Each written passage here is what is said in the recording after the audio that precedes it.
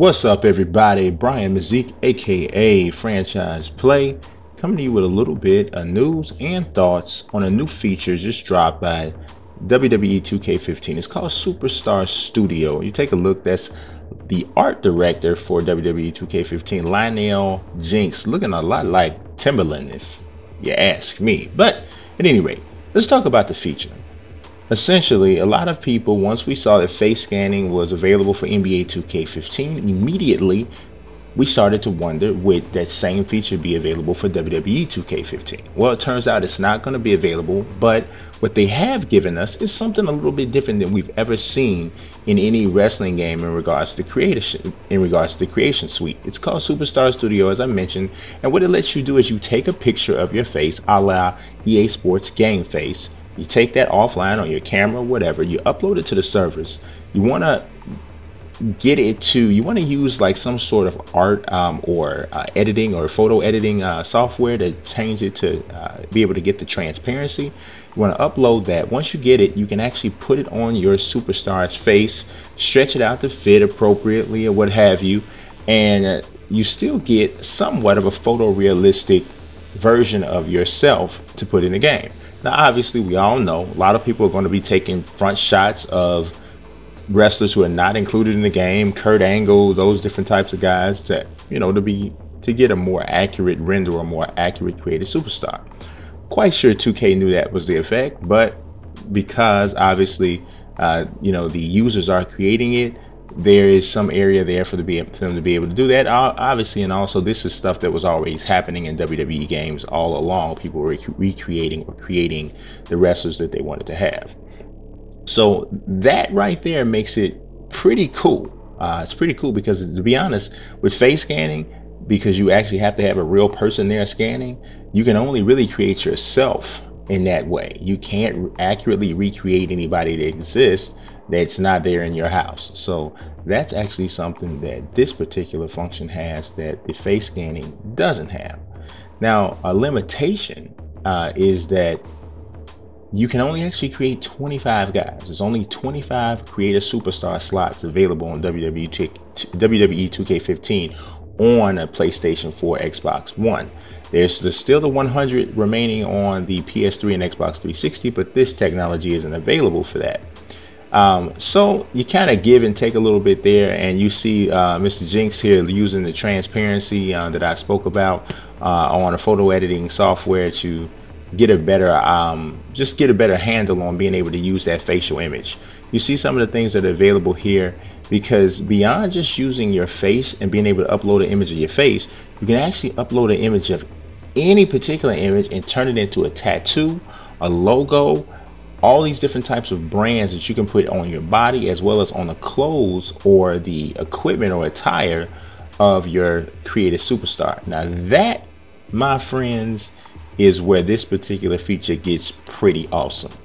The only time we've ever really seen something like that is on EA Sports NCAA football with Team Builder. You could upload your logos and things like that through Team Builder. You can put it in the middle of your field. You can put it anywhere on your uniform.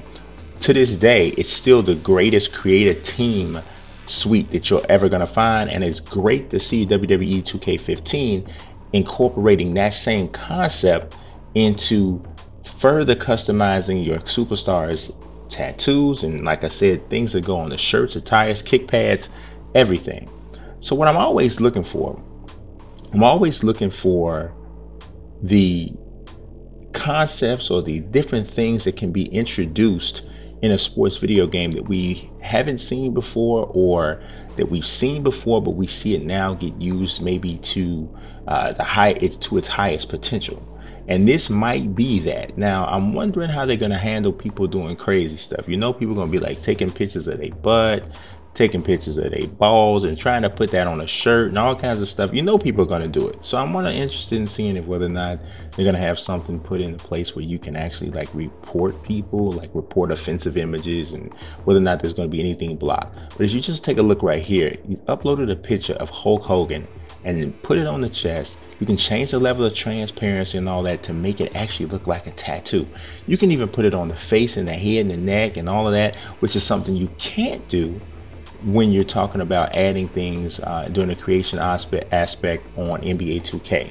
So like I said, there's definitely some things here that were not available in any of the other creation suites. So while face scanning would have been ideal, especially for the my career mode in WWE 2K15, this is certainly, in my opinion, the next best thing.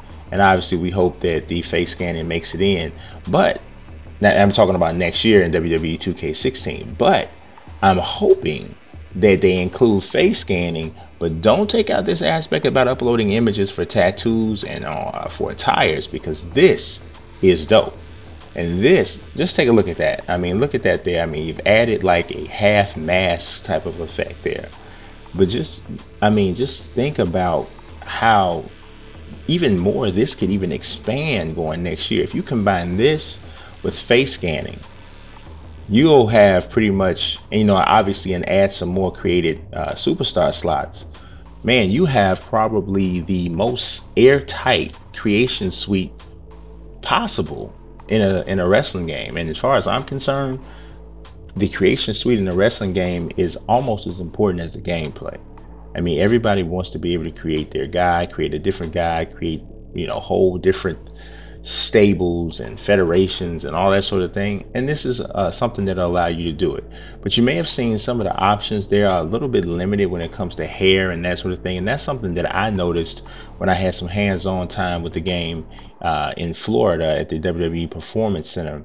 I think I counted the hairstyles. There might have been like 19 or 20 different hairstyles, and you couldn't really adjust the hair length. So that's something that people are going to definitely miss.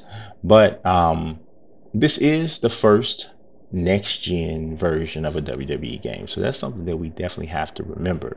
There's going to be time, there's going to be room left for growth.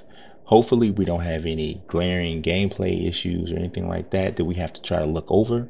And if it's just that we need to expand the creation suite and that sort of thing, I think that's definitely something people will be able to look through and look past and get on to what could be a very, very good WWE games debut. So that's really all I got for WWE 2K15. Depending on when you watch this, you guys make sure that you are looking out for a full live stream. I'm going to be live streaming WWE 2K15 Tuesday at midnight. So it's Monday at midnight basically, but it'll technically be Tuesday morning. Take a look for that on my Twitch channel. I'll be live streaming that. To shift gears from WWE a little bit, I'll also be live streaming Pro Evolution Soccer 2015, and I'll be doing that on Monday morning, the Monday before it comes out, which is Monday, November the 13th, I believe that is. So check, make sure you guys have your eyes peeled for that too, if you're at all interested in Pro Evolution Soccer 2015. I appreciate y'all watching. Subscribe, like, all of that. Peace.